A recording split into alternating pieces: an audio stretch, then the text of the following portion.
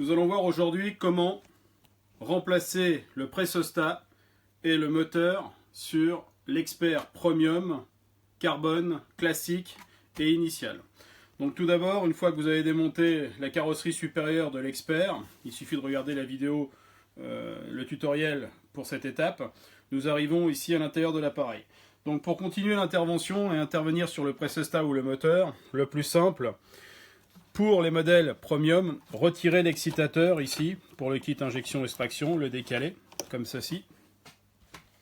Se doter d'un tournevis cruciforme pour retirer les vis de l'anse de ce côté.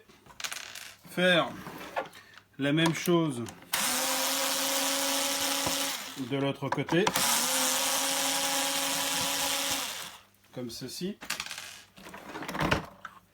Décaler donc l'excitateur pompe, lever l'anse et la décaler vers l'arrière, comme ceci.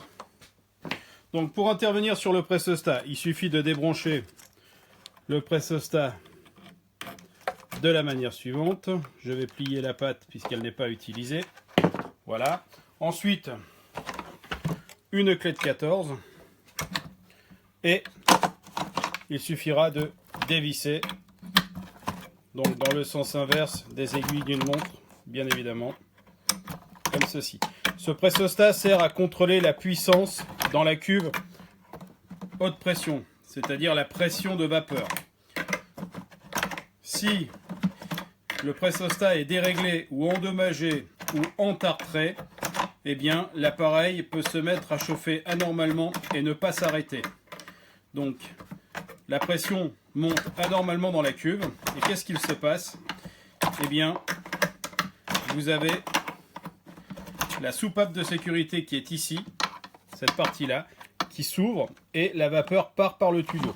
Donc la vapeur passe dans ce gros tuyau-là et sort à l'arrière de l'appareil entre les roues. Donc c'est le symptôme, comme quoi l'appareil chauffe anormalement de trop, puisque ce qui permet de contrôler la pression de vapeur, c'est-à-dire la pièce que nous sommes en train de démonter, le pressostat, est défaillant. Donc, comme ceci. Voilà, notre pressostat, cette pièce ici. Il suffira donc de s'en procurer une nouvelle sur le site www.directménager.com ou .fr et de repositionner le pressostat. Pour cela, on le remonte simplement avec du téflon. Nous le ferons tout à l'heure. Nous arrivons maintenant au compartiment moteur, qui est ici. Vous avez toute la place pour travailler, donc là, en l'occurrence, pour procéder au changement du moteur, il suffit de se doter d'un petit tournevis cruciforme et de retirer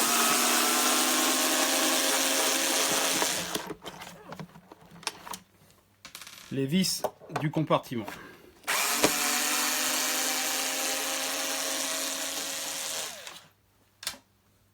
Devant ici.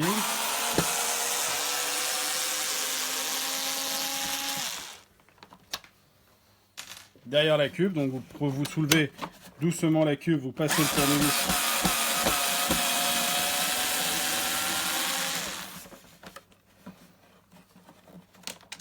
comme ceci, et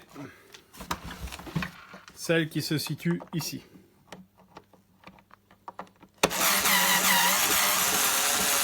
Faire attention de ne pas faire tomber les vis dans le compartiment, comme je viens de faire. Pour la récupérer, il suffit de retourner l'appareil. Donc, une fois toutes les vis retirées, vous prenez la cloche, vous la soulevez,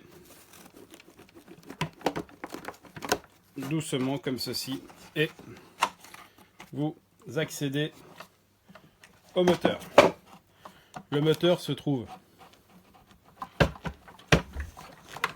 ici, comme ceci.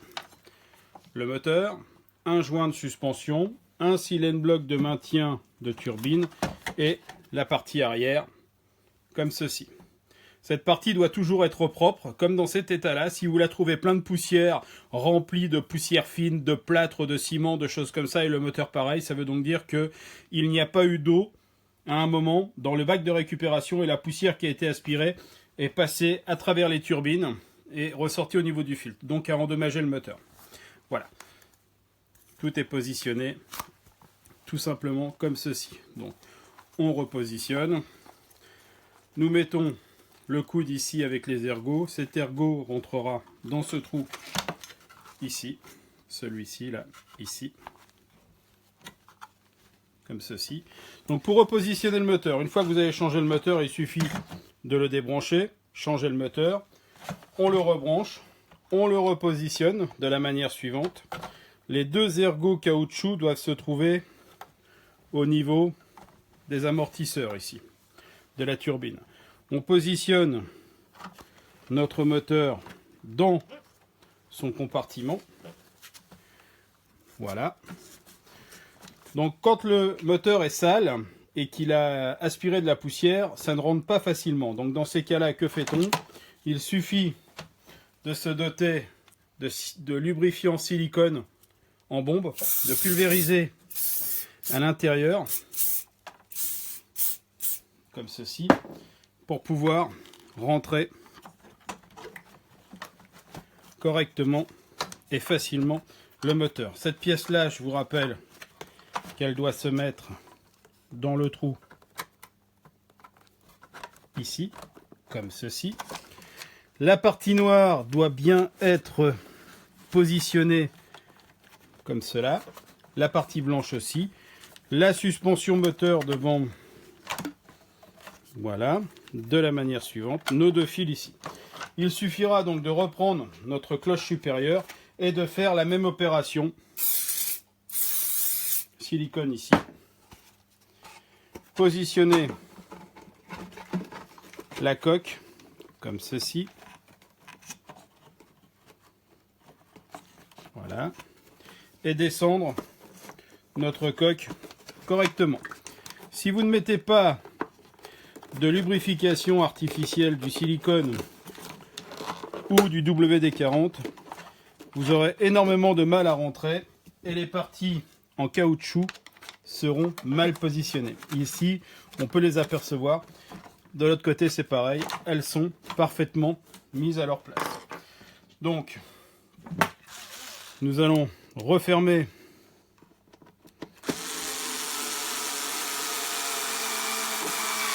le compartiment moteur.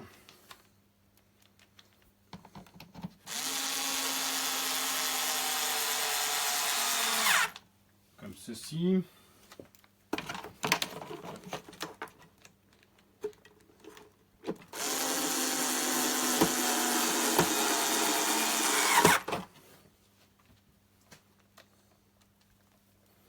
À l'arrière ici.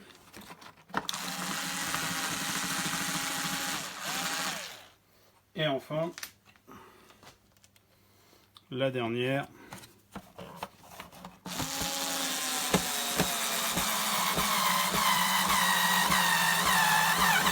Voilà. Nous repositionnons la cuve à eau correctement, comme ceci. Voilà. Donc le compartiment moteur a été remis, parfaitement étanche, bien.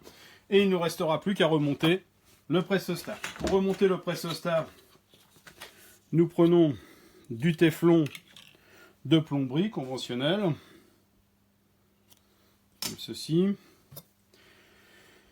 Nous appliquons le téflon sur notre pas de vis, voilà, de la manière suivante.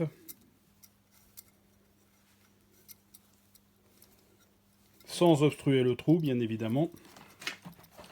Nous présentons notre pressostat comme ceci. Nous le faisons prendre à la main. On écarte un petit peu parce que ça se joue au millimètre. Voilà. Vous voyez, je le maintiens en pression comme ceci pour que ça ne gêne pas au niveau.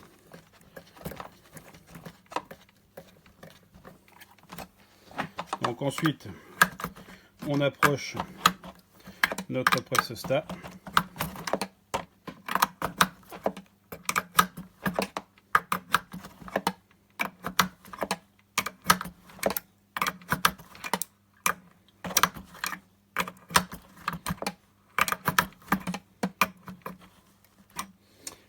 Voilà.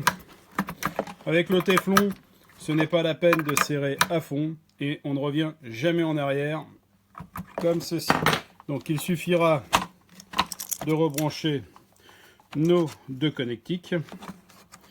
L'ordre n'est pas très important. Celle-ci peut venir ici et celle-ci ici. À partir du moment où c'est bien respecté, il n'y a pas de problème. C'est juste une coupure au niveau du pressostat. Donc je remets mon anse. Toujours cette partie ici dans la partie là correctement. Voilà. Voilà. Je les positionne. Voilà, elle est rentrée. Je positionne de l'autre côté. Voilà. C'est mis ici. C'est mis. C'est mis. Je remets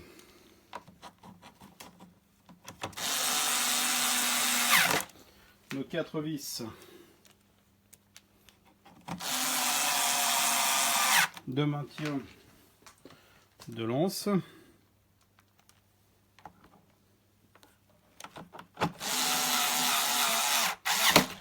Je peux tout de suite repositionner mon excitateur pour le kit Cobra. Voilà. Voilà. Vérification faite. Les cosses bien remises. Ici, nous n'avons pas touché à la sonde de manque d'eau. L'excitateur est bien remis en place. Tout est bien positionné. Voilà. Donc, nous avons procédé au changement du moteur, changement du pressostat.